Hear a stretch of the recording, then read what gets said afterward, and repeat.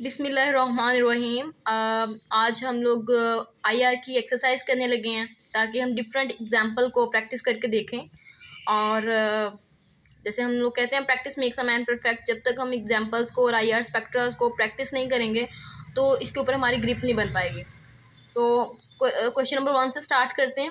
Question number 1 है, what is the range of wavelength and frequency and the energy of the commonly use IR of electromagnetic spectrum? Units are customly used for an IR spectrum. हमने लिखा है wavelength हमारी होती है 2.5 to 16 micrometer, frequency होती है 625 to 4000 और energy 48 to 7.4 kilo joule पर मोल। और जब आईआर का ग्राफ बनता है तो वो इस तरह से बनता है कि एब्जॉर्बेंस इस एब्सकीसा पे आ रही होती है और फ्रीक्वेंसी हम नीचे आ रही होती है, फ्रीक्वेंसी की लाइन जो होती है। क्वेश्चन नंबर 2 है, what is the relationship of wavelength and frequency with wave number? Convert करना है इनको, ठीक है। अब इनको कन्वर्ट के लिए एक्सरसाइज देखते हैं। Relationship of frequency with wavelength. Relationship for frequency with wavelength इस तरह से है कि जैसे अब हमने 2000 सेंटीमीटर इनवर्स है उसको हर्ट्स में चेंज करना है, ठीक है। तो इसके ऊपर हम लगाएंगे frequency is equal to C multiply wave number, ठीक है। और हमारे पास फ्रीक्वेंसी की वैल्यू जो होती है वो 3.0, मतलब सी हमारे पास जो लाइट की वैल्यू होती है वो 3.0 मल्टीप्लाई 10⁻10 होती है।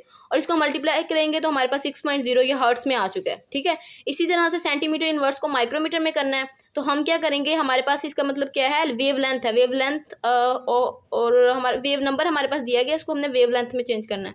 तो हम वेव ये वाला फार्मूला लगाएंगे और हमारे पास वैल्यू आ जाएगी। इसी तरह से हमने 7.5 माइक्रोमीटर को वेव नंबर में करना है, मतलब ये इसी को इन्वर्स कर देना है, इसी वाले फार्मूला को इन्वर्स कर देना है। तो हमारे पास 133 सेंटीमीटर इन्वर्स वैल्यू आ जाएगी। अब हम अपने नेक्स्ट क्वेश्चन की तरफ जाते हैं।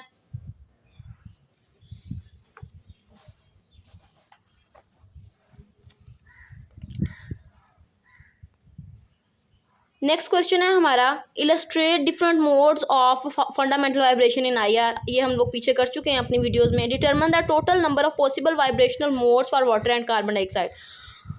टोटल नंबर ऑफ वाइब्रेशंस बतानी है वाटर और कार्बन डाइऑक्साइड की, ठीक है।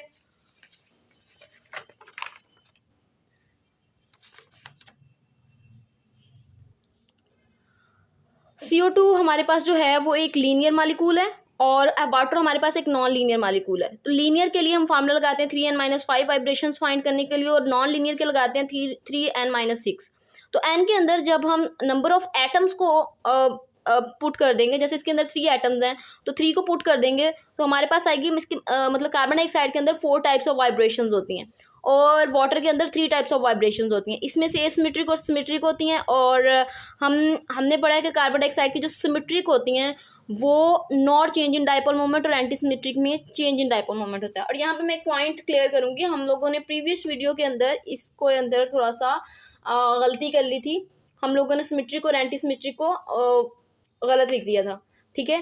प्रीवियस वीडियो में वहाँ पर कमेंट में भी मेंशन कर दूंगी। और यहाँ पर मैं दोबारा बता रही हूँ कि जो सिमेट्रिक है हमारे पास वहाँ पर not change in dipole moment है और एसिमेट्रिक में डाइपोल मोमेंट चेंज हो रहा है, ठीक है। तो ये हमारे पास क्या हो जाएगी, इसके अंदर 4 वाइब्रेशंस होती हैं जिसमें से 2 एक्टिव होंगी, ठीक है।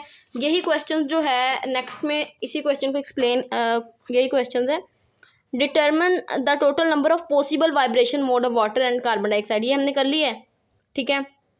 ऊपर इलिस्ट्रेट करने थे मोड, तो नीचे बताने थे कितनी वाइब्रेशन जो हैं वो यूज़ हो सकती हैं। वो हमने बता दिया कि 2 वाटर की तो सारी ही काम कर रही होती है, लेकिन कार्बन डाइऑक्साइड की हमने कहा था कि डाइपोल मोमेंट उनमें चेंज नहीं हो रहा होता, इसलिए एसिमेट्रिक में तो वो काम नहीं करेगी यहाँ पर। और नेक्स्ट हमारा है, what is the necessary condition for absorption of IR radiation by a molecule. कौन सी नेसेसरी कंडीशन है? नेसेसरी कंडीशन है डाइपोल मोमेंट, ठीक है। और अगला क्वेश्चन है, which of the following molecule do not absorb in IR. इनमें से कौन से हैं जो आईआर में एब्जॉर्ब नहीं होंगे? इनमें HCl और ICl ये तो फिर भी हो जाएंगे, ठीक है, लेकिन N2O2 H2 ये ऐसे हैं कि जो सिमेट्रिक होंगे, इनकी सिमेट्री, तो जिसकी वजह से डाइपोल मोमेंट चेंज नहीं होगा और डाइपोल मोमेंट हमारी नेसेसरी कंडीशन है, तो ये नहीं होंगे absorb. Which vibration of carbon dioxide symmetric stretching और anti symmetric stretching is expected to show in absorption IR, ठीक है। कार्बन डाइऑक्साइड की वो कौन सी हैं जो एब्जॉर्प्शन आईआर में होती हैं, वो हमने बता दी कि 4 टाइप्स होती हैं, जिसमें से 2 हमारे पास आ रही होती हैं और वो सिमेट्री की होती हैं, एंटी सिमेट्री की नहीं होती। How many absorption band do you expect for carbon dioxide in IR? ठीक है, कार्बन डाइऑक्साइड के आईआर में कितने होंगे? तो वही हमारा जो हम पीछे एक्सप्लेन कर चुके हैं कार्बन डाइऑक्साइड को, वो आ जाएगा यहाँ पे। अगला है explain why ethene does not show C double bond C stretching band, versus propene अपना C double bond C show कर रही होती है और इथीन अपना सी डबल बॉन्ड सी नहीं शो करती, क्योंकि CH2 डबल बॉन्ड CH2 एक सिमेट्रिक स्ट्रक्चर है, इस वजह से वो नहीं शो करती, और प्रोपीन जो है वो अपना शो करती है। इसी तरह से आगे हमारा क्वेश्चन है that E2 dehydrogenation of 2,3 dimethyl 2 chlorobutane can lead to 2 possible products. 2 possible products देता है, आप इन दोनों के अंदर डिफ्रेंशिएट किस तरह से करेंगे। ये जो सी डबल बॉन्ड सी वाला स्ट्रक्चर है ये एंटी सिमेट्रिक है, ठीक है। तो ये अपना band C double bond C का बैंड जरूर देगा 1650 पे, लेकिन ये 1650 पे अपना C double bond C band show नहीं करेगा, क्योंकि ये स्ट्रक्चर सिमेट्रिक इन नेचर है, ठीक है। और इसमें डायपोल सिमेट्रिक करने के साथ ये भी कहेंगे कि इसके अंदर डायपोल मूवमेंट चेंज नहीं हो रहा। नेक्स्ट क्वेश्चन की तरफ चलते हैं।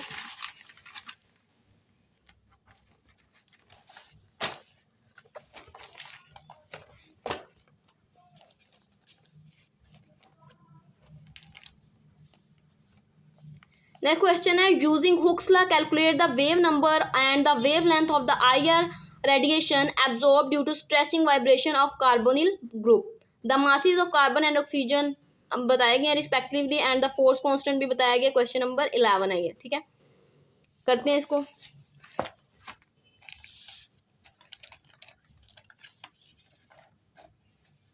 ये है हमारे पास, हमने सबसे पहले अपना हुक्स लॉ लिखा, ठीक है। हुक्स लॉ लिखा 1/2πc और ये सब कुछ लिखने के बाद हमने वैल्यूज को पुट कर दिया। वैल्यूज को पुट करने के बाद हमारे पास आ गई वैल्यू सेंटीमीटर इनवर्स में। हमने फार्मूला लगाकर उसको चेंज कर लिया माइक्रोमीटर में, ठीक है। नेक्स्ट हमारा क्वेश्चन है,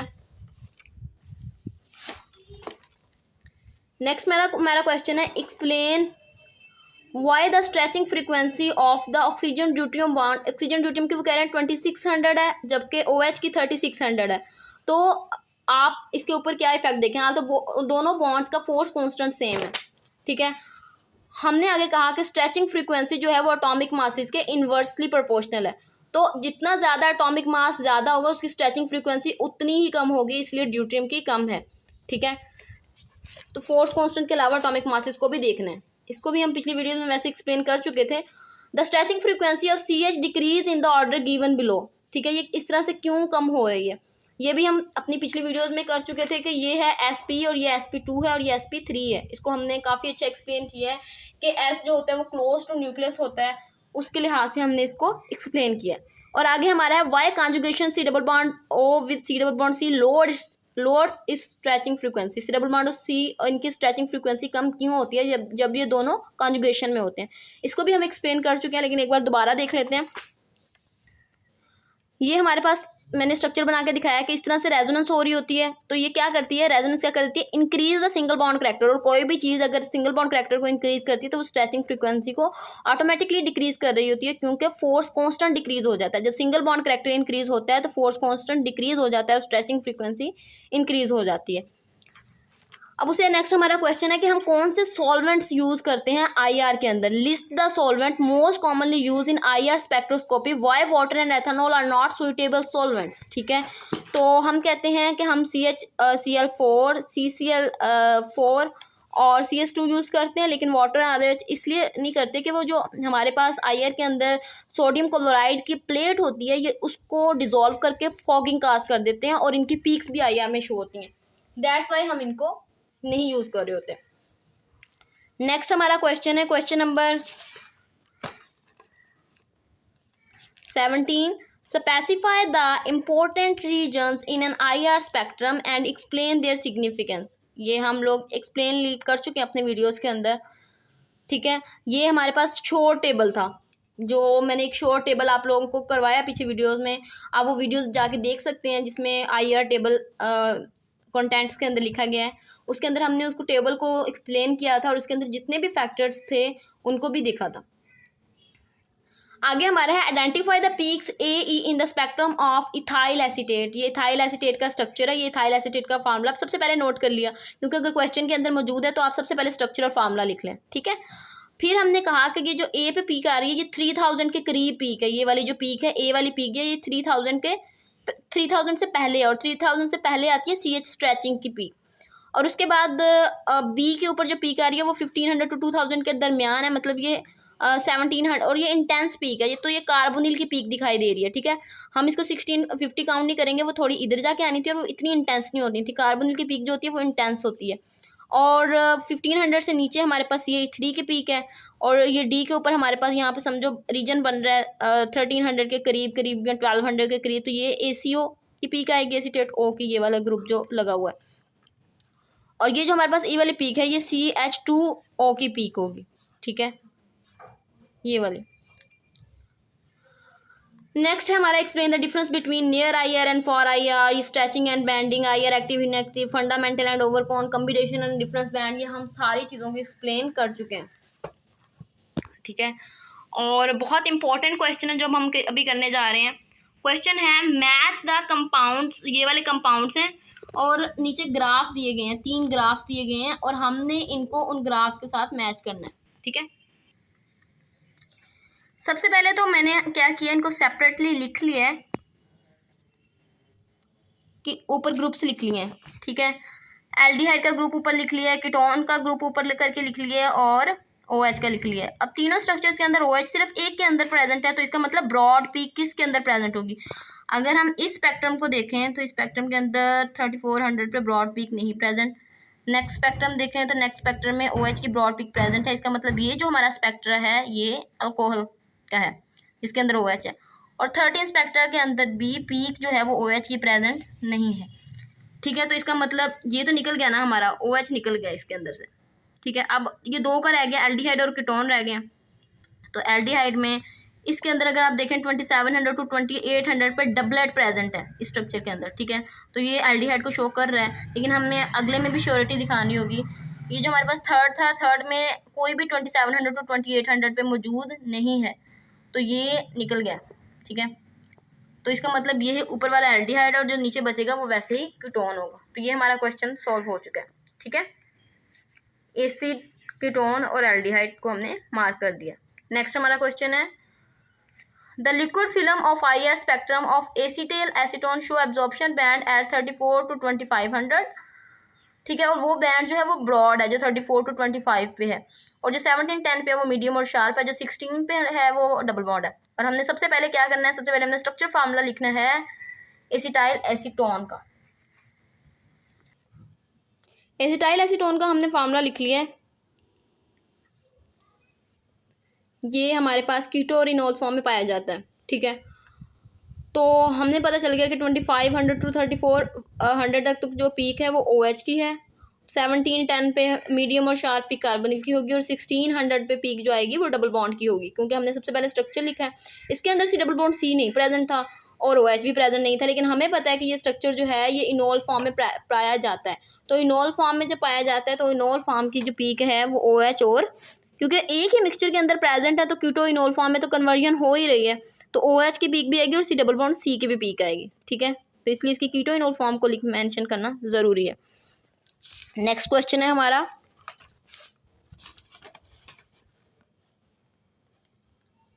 What is likely structure of the hydrocarbon C6H12 and shows strong absorption at 2920 and 2840, जैसे एल्डिहाइड को शो कर रही होती हैं ये दोनों doublets, and 1450 there is no absorption. वो कह रहे हैं 2920 से ऊपर कोई एब्जॉर्प्शन नहीं है, इसका मतलब डबल बॉन्ड भी इससे ऊपर आता है, ट्रिपल बॉन्ड भी इससे ऊपर आता है, और स्ट्रक्चर C6H12 है तो OH की यहाँ पे बात ही नहीं करेंगे, ठीक है। और ना 1450 और 1250 के दरमियान कोई पीक है, ठीक है। इसको थोड़ा एक्सप्लेन कर लेते हैं, आपने बताना है कि उसका स्ट्रक्चर कौन सा होगा। C6H12 है, 2920 2820 पे आ रही है वैल्यू, लेकिन इसके अंदर ऑक्सीजन ही प्रेजेंट नहीं है, तो हम उन ग्रुप्स की तरफ नहीं जाएंगे जो कार्बोनिल को शो कर रहे होते हैं, ठीक है। तो इसको सिंपली सॉल्व करने की कोशिश करेंगे। 2920 से अबव कोई पीक नहीं है, ठीक है। 2920 से अबव कोई पीक नहीं है, और 1250 और 140 के दरमियान कोई पीक नहीं है। तो हमने कहा कि इसका मतलब डबल बॉन्ड CH और ट्रिपल बॉन्ड CH तो निकल गए, वो नहीं प्रेजेंट होंगे, ठीक है। उसके बाद OH की तो बात ही नहीं है क्योंकि हमारे पास वो मौजूद ही नहीं है। हाइड्रोजन डेफिशिएंसी इंडेक्स निकाला तो वो हमारे पास 1 आया है, और हाइड्रोजन डेफिशिएंसी 1 आने से मुराद वो हेक्सीन भी हो सकता है और साइक्लोहेक्सेन भी हो सकता है। हेक्सीन के तो 16-15 पे कोई भी प्रेजेंट नहीं है और ना 3000 से अबव डबल बॉन्ड की कोई प्रेजेंट है, तो ये निकल गया और साइक्लोहेक्सेन बचा, तो हमने कहा कि ये साइक्लोहेक्सेन, ठीक है। अब हम अपने नेक्स्ट क्वेश्चन की तरफ चलते हैं।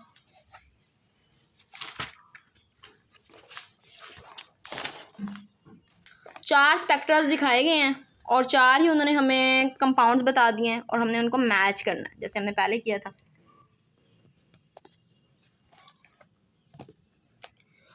Match the compound n hexane, cyclohexane, 1 hexene and 1 hexyne. सबसे पहले तो मैंने इनके ऊपर लिख लिए हैं हेक्सेन, साइक्लोहेक्सेन का और 1 हेक्सीन का और 1 हेक्साइन का। फिर मैंने ना स्पेक्ट्रास को सॉल्व किया और देखा कि उनके अंदर पीक्स कौन सी हैं। जब मैंने पहला स्पेक्ट्रा देखा तो उसके अंदर 3000 से अबव जो है वो पीक प्रेजेंट थी। मैं उसको मार्क बताती हूँ आपको, ये वाली जो है, ये शार्प, ये ठीक है, इस साइड वाली, ये वाली।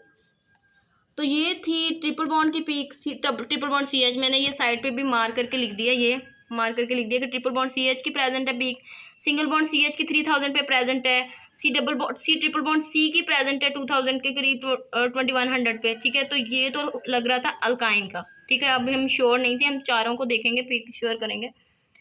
नेक्स्ट पे आ गए, नेक्स्ट पे सिर्फ CH स्ट्रेचिंग प्रेजेंट थी और 1470 पे CH3 और CH2 की पीक्स थी और स्पेक्ट्रा के अंदर और कुछ भी नहीं था।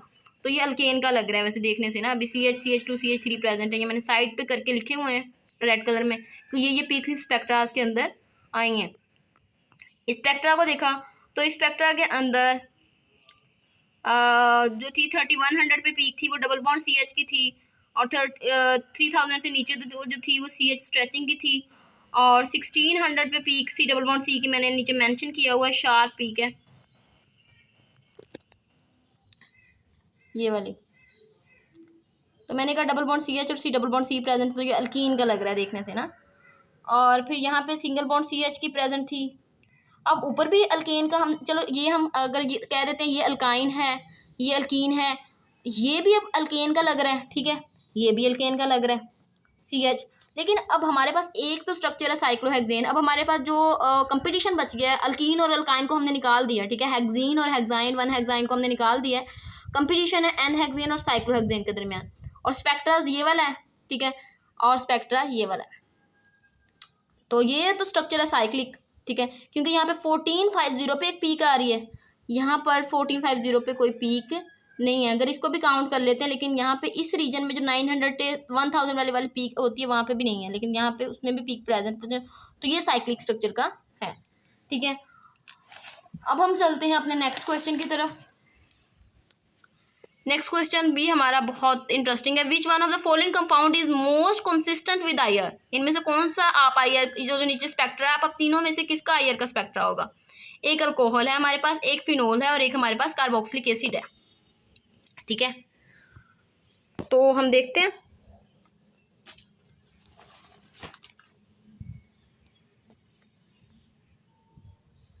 हमारे पास जो है ना कार्बोक्सिलिक एसिड तो OH की ब्रॉड पीक आनी चाहिए थी, ठीक है, इतना मान लेते हैं। लेकिन कार्बोनिल की पीक जो है वो 1700 पे आनी थी, लेकिन कार्बोनिल एब्सेंट है, तो इसका मतलब ये क्रॉस हो चुका है, ठीक है। तो ये वाला स्ट्रक्चर तो प्रेजेंट ही नहीं है। अब आते हैं फिनोल और अल्कोहल रह गए हैं, ठीक है।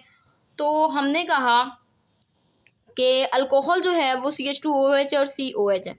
तो इसमें मिथाइलिन की जो पीक है वो 1450 पे यहाँ पे आई है, ये 1450 पे ये मिथाइलिन की पीक है, ठीक है, CH2 की, ठीक है।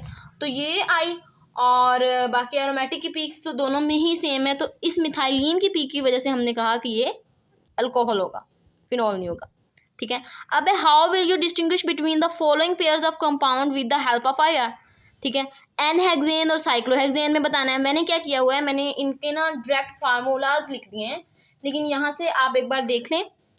एन हेक्सेन और साइक्लोहेक्सेन, 1 ब्यूटाइन और 2 ब्यूटाइन, ठीक है। फिर आगे एल्डिहाइड और ये कीटोन है, ये एल्डिहाइड है और ये कीटोन है, और ये फिनोलिक ग्रुप है कार्बोनिल NH2 के साथ, ये CH2 NH2 के साथ है, और ये प्राइमरी सेकेंडरी टर्शरी अमीन है, ये हेक्सानोल और हेक्सानोन है, ये साइक्लोहेक्सानोल और फिनोल है, ये ट्रिपल बॉन्ड CH और ट्रिपल बॉन्ड CN के दरमियान डिफरेंस आ रहा है, ये हाइड्रोक्सी बेंजल्डिहाइड और पैरा ऑर्थो और पैरा के दरमियान है। तो हम इनको अच्छे से देखते हैं क्योंकि इसी से हमारी जो है वो प्रैक्टिस ज़्यादा होगी IR की। फर्स्ट हमारे पास था साइक्लोहेक्सेन और हेक्सीन, ठीक है। तो पहले तो इसका तो HID भी 1 आ जाएगा ना, हाइड्रोजन, इसका नहीं आएगा, ये एक एक्स्ट्रा पॉइंट है। लेकिन इसके अंदर 1370 से 1470 के दरमियान एक बैंड होगा और इसके अंदर 2 होंगे, क्योंकि यहाँ पे CH2 भी है और CH3 भी है, CH2 भी है हमारे पास और CH3 भी है, लेकिन इसके अंदर सिर्फ CH2 प्रेजेंट है, इस स्ट्रक्चर के अंदर सिर्फ CH2 प्रेजेंट है, ठीक है। अब नेक्स्ट है हमारा 1 ब्यूटाइन और 2 ब्यूटाइन। 2 ब्यूटाइन हमारे पास सिमेट्रिक है, तो यहाँ पे C ट्रिपल बॉन्ड C की जो पीक है वो नहीं आएगी, लेकिन यहाँ पे C ट्रिपल बॉन्ड C की पीक आएगी 2120 पे और C ट्रिपल बॉन्ड CH की पीक आएगी 3315 पे। तो ये भी इनके दरमियान डिफरेंस हो गया। आगे हमारे पास था ये एसिटाल्डिहाइड और एसीटोन था हमारे पास। यहाँ पर कार्बोनिल ग्रुप जो है वो एल्डिहाइड के साथ है, तो हमें पता है एल्डिहाइड डबलेट देता है 2700 टू 2850 पे, और ये जो है वो डबलेट नहीं देता, तो ये इसका डिफरेंशिएटिंग पॉइंट होगा। इसी तरह से फिनोल C डबल बॉन्ड और NH2 है, फिनोल CH2 NH2 है, तो ये तो 1500 से 1700 के दरमियान 2 बैंड देगा, एक कार्बोनिल का देगा, एक NH2 का देगा, लेकिन यहाँ पे कार्बोनिल प्रेजेंट नहीं है, एब्सेंट है, तो ये सिर्फ अमाइड का बैंड देगा, सिर्फ एक बैंड शो करेगा। ये डिफरेंशिएटिंग पॉइंट था। ये प्राइमरी स्ट्रक्चर है हमारे पास, ये सेकेंडरी था, ये टर्शरी था, और हम पीछे पढ़ चुके हैं कि जो प्राइमरी अमाइड होता है वो 2 बैंड देता है 3400 3500 पे, और सेकेंडरी जो होता है वो 1 बैंड देता है 33 पे, और टर्शरी जो होगा वो कोई बैंड भी नहीं देगा। तो इन तीनों के दरमियान स्पेक्ट्रास के अंदर इस तरह से हम डिफरेंस कर सकते हैं। नेक्स्ट हमारे पास था हेक्सानोल है और आई थिंक हेक्सानोन है, ठीक है। तो मैंने उसको स्ट्रक्चर फार्मूलाज में सबसे पहले लिख लिया, क्योंकि इस तरह से बहुत आसान हो जाता है जब आपके पास स्ट्रक्चर फार्मूला आपको आता हो लिखना। आप स्ट्रक्चर फार्मूला सबसे पहले लिखें और उसके बाद नेक्स्ट क्वेश्चन को सॉल्व करना शुरू करें।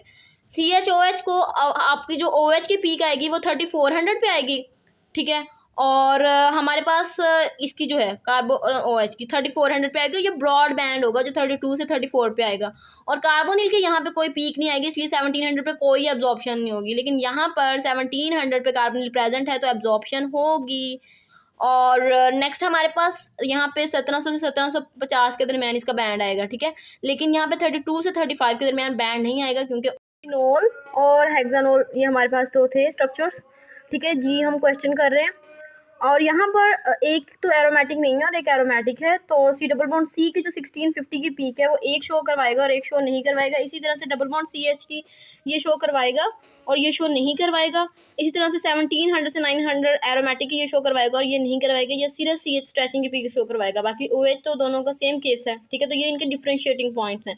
इसी तरह से हमारे पास CH3 ये इसके अंदर ट्रिपल बॉन्ड CH और इसके अंदर ट्रिपल बॉन्ड CN है, तो ये C ट्रिपल बॉन्ड N अपनी पीक 3400 पे शो करवाता है और C ट्रिपल बॉन्ड C अपनी पीक जो होती है वो 3300 पे शो करवाता है। और इसका एक और मोर डिफरेंशिएटिंग पॉइंट जो है वो C ट्रिपल बॉन्ड C की पीक जो आती है वो 2150 पे आती है, तो ये इसके डिफरेंशिएटिंग पॉइंट है। इसी तरह से हमारे पास इंट्रामोलेकुलर और इंट्रामॉलिक्यूल की एग्जांपल्स हैं 2, ये ऑर्थोडाई सब्स्टिट्यूटेड है और ये पैराडाई सब्स्टिट्यूटेड है। तो ऑर्थोडाई की हमने कहा था 770 और 735 पे आती हैं ऑर्थो की, और पैरा की 800 से 860 ये आती हैं।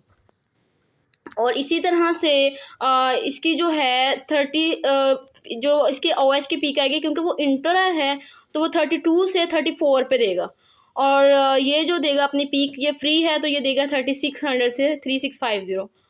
यहाँ पे हमारी एक्सरसाइज ख़त्म होती है और होप्स हो कि आपको एग्जांपल्स जो हैं वो समझ आई होंगी। इससे रेलिवेंट क्वेश्चंस आप कमेंट बॉक्स में पूछ सकते हैं और नोट्स भी आप लोग ले सकते हैं जो मेंशन करके। इंशाल्लाह आप अपनी और प्रॉब्लम्स भी बता सकते हैं, और होप्स हो कि आपको IR की समझ आई होगी, और हमारा IR की जर्नी यहाँ पे ख़त्म होती है। जज़ाकल्लाह खैर।